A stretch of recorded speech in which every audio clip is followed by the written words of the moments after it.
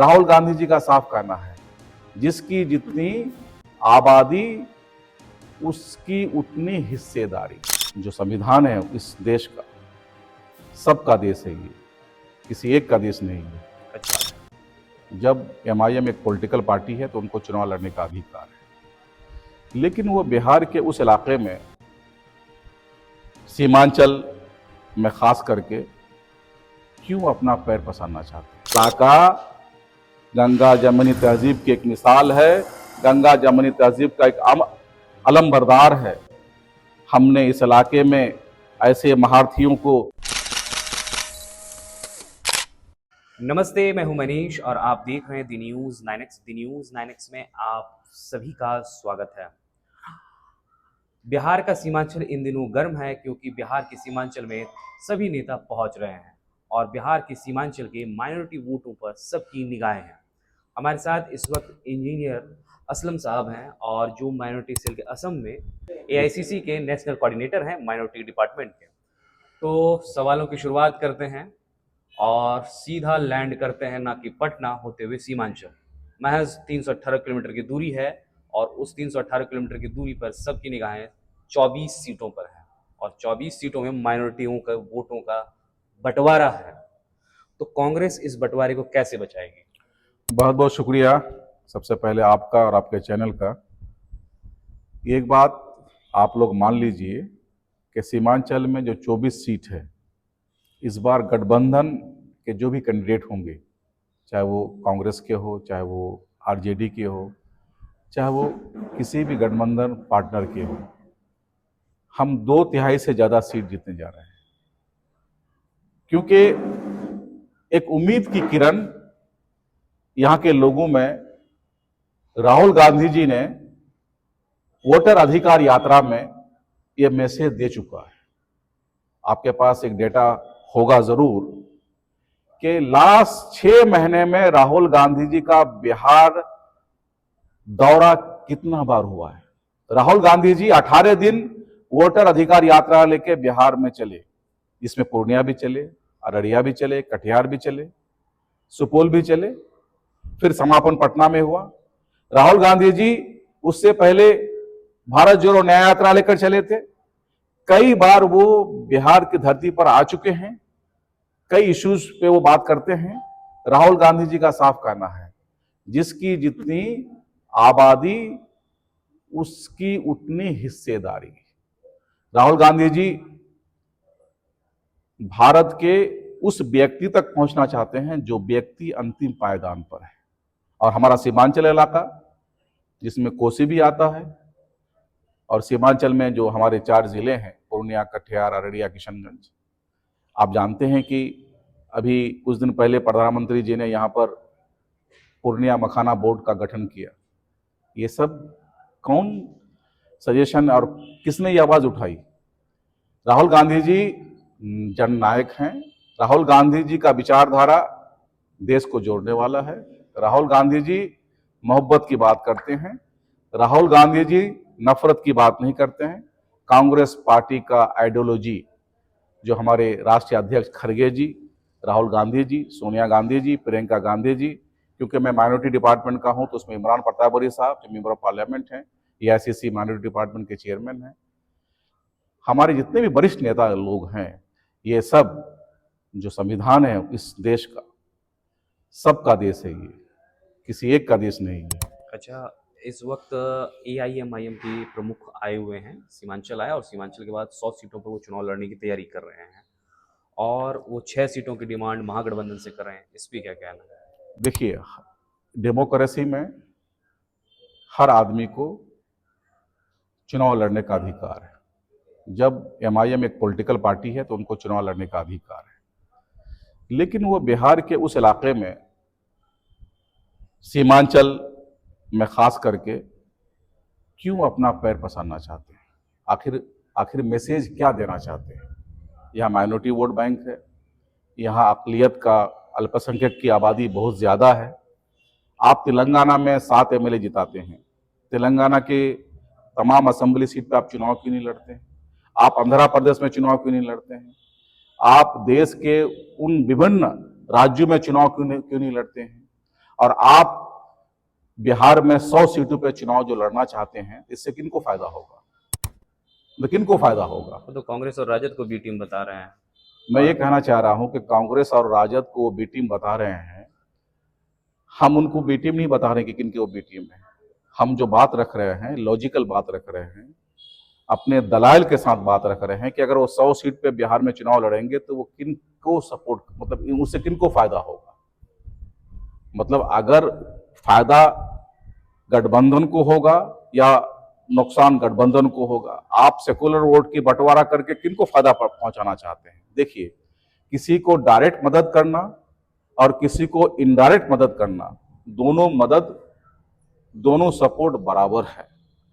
आप अगर वोट का बंटवारा करना चाहते हैं, आप अगर 100 कैंडिडेट बिहार में असेंबली में अपना उतारना चाहते हैं, तो उससे किनको फायदा होगा ये पब्लिक जानती है, जनता जानती है। जनता जनार्दन है, जनता समझदार है। जनता पर फैसला करने के लिए छोड़ दीजिए। जनता का रुख साफ है। राहुल गांधी जी से बहुत बेपनाह मोहब्बत करते हैं। अब इस देश को, इस मुल्क को सही दिशा और सही दशा को अगर देने वाला व्यक्ति है तो वो राहुल गांधी जी हैं। ये बात बिहार के जनता को, सीमांचल के जनता को अच्छी तरह से समझ में आ चुकी है। हमारा अगला सवाल है कि बिहार में माई बहन मान योजना और राजद और कांग्रेस एक दूसरे की कॉपी कैट बताया जा रहा है, इस पे क्या कहना है? देखिए, हम एक दूसरे के गठबंधन पार्टनर हैं। माई बहन योजना कांग्रेस पार्टी का भी जो 5 गारंटी है उसमें से एक है। राजद का भी अपने मैनिफेस्टो या जो उनके अपने गारंटी स्कीम होगा उसमें भी सी है। और जब गठबंधन हम लोगों का होगा तो फिर एक कंबाइंड मैनिफेस्टो भी आएगा। तो कॉपी कैट की बात इसमें नहीं है। हर वो चीज, जो चीज जनता के लिए, जो चीज महिलाओं के लिए, जो चीज माँ बहनों के लिए अच्छा हो, अगर वो हम करें और आरजेडी भी करे तो अच्छी बात है, इसको करना चाहिए। बिहार के मुखिया नीतीश कुमार लगातार महिला वोट बैंक को साधने के प्रयास में हैं। उन्होंने जीविका दीदी के लिए 10-10 हजार रुपये अलॉट भी कर दिया, प्रधानमंत्री जी भी ने अलॉट कर दिया। इसको लेके क्या कहना है? देखिए, नीतीश कुमार जी, आप तमाम लोग जानते हैं कि उनका स्वास्थ्य कैसा है। हम तो शुभकामनाएं हैं उनको, हमारे लिए, कि उनका स्वास्थ्य ठीक रहे। और हम ये चाहते भी हैं कि उनका हेल्थ बहुत बढ़िया रहे।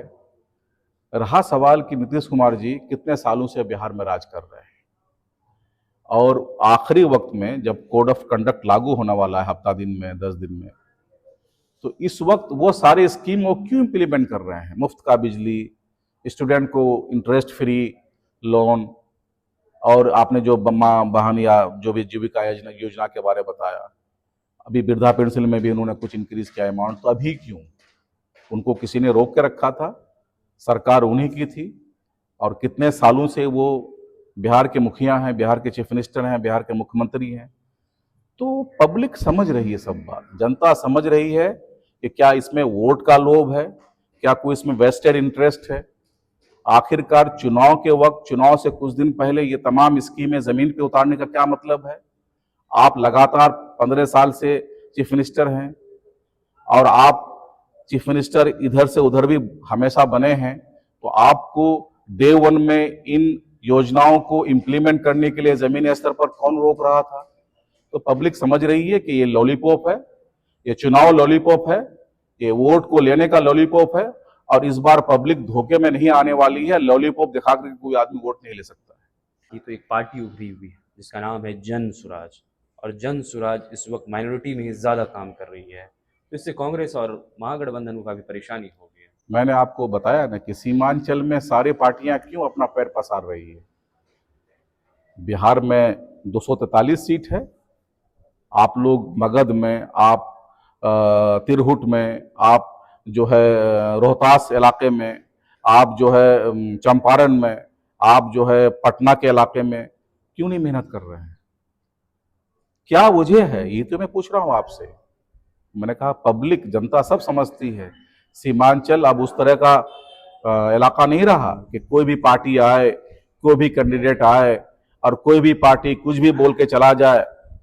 अब तमाम पार्टियां, चाहे वो बीजेपी हो, जेडीयू हो या एनडीए के जितने भी घटक दल हो उनके मीठी मीठी बातों में नहीं आने वाला है पब्लिक जनता। और जो नई पार्टियां जो पसार रही है पैर सीमांचल में, यहाँ की गंगा जमनी तहजीब को जो बिगाड़ना चाहते हैं, हमारा सीमांचल गंगा जमनी तहजीब का एक उदाहरण है, एक मिसाल है। हम लोग दुर्गा पूजा जो अभी कुछ दिन के बाद हम मनाएंगे, दुर्गा पूजा में हमारे अक़लियत के लोग भी उतने ही शौक और ज़ौक़ से शामिल होते हैं जिस तरह ईद में हमारे गैर मुस्लिम भाई, हमारे हिंदू भाई, हमारे बिरादर वतन ईद की मुबारकबाद, ईद की मिठाइयाँ, ईद की शुभकामनाएं मुसलमानों को देते हैं। ये इलाका गंगा जमनी तहजीब की एक मिसाल है, गंगा जमनी तहजीब का एक अलमबरदार है। हमने इस इलाके में ऐसे महारथियों को जन्म लेते हुए देखा है जिन्होंने हमेशा सेकुलर फैब्रिक को, इस इलाके की जमहूरियत को, इस इलाके की कम्युनल हार्मोनी को मेंटेन किया है।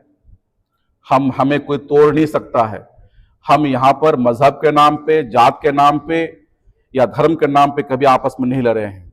हम सीमांचल वाले जो 24 विधानसभा के मालिक हैं, हम सरकार बनाते भी हैं और सरकार गिराते भी हैं। इस बार 24 विधानसभा सीट में दो तिहाई सीटें कांग्रेस पार्टी और उनके गठबंधन की पार्टी, चाहे राजद हो और जो पार्टियां हो, लेफ्ट हो, मुकेश सहनी की पार्टी हो, तमाम पार्टियां मिलकर के हम लोग 2/3 मेजोरिटी यहां से देंगे 24 में से, और यकीनन गठबंधन का सरकार बिहार में बनने जा रहा है। चलिए, बहुत बहुत शुक्रिया। बहरहाल दर्शकों, आपको हमारा ये इंटरव्यू कैसा लगा, आप अपनी राय हमारे कमेंट बॉक्स में जरूर दें। अगर आप हमारी वीडियो फेसबुक पे देख रहे हैं, फेसबुक पेज लाइक कर लें। अगर आप हमारी वीडियो यूट्यूब पर देख रहे हैं, यूट्यूब चैनल सब्सक्राइब कर लें। शुक्रिया।